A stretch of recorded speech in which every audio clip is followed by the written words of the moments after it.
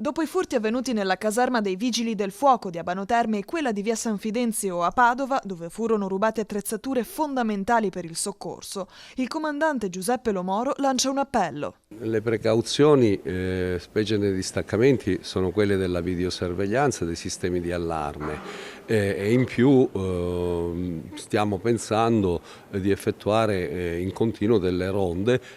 interne, però il personale è deputato al soccorso e quindi non sempre le sedi sono presidiate, specie quelle dei distaccamenti, e quindi si chiede una maggiore vigilanza anche al presidio, anche alle forze dell'ordine e un controllo anche della cittadinanza eventualmente che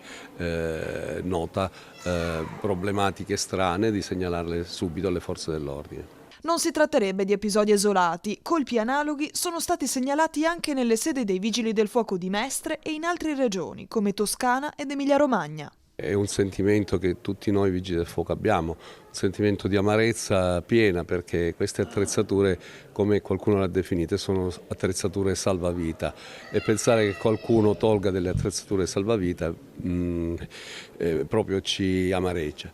L'intervento nostro è quello del ripristino, sì, la nostra amministrazione si sta già attivando per il ripristino di queste attrezzature al più presto. Le nostre sedi sono vigilate con dei sistemi di videosorveglianza, ma sono serviti a ben poco, perché purtroppo questi personaggi erano camuffati con passamontagna e anche con dei guanti, e quindi al momento non sono, però sono convinto e sono sicuro che le nostre forze dell'ordine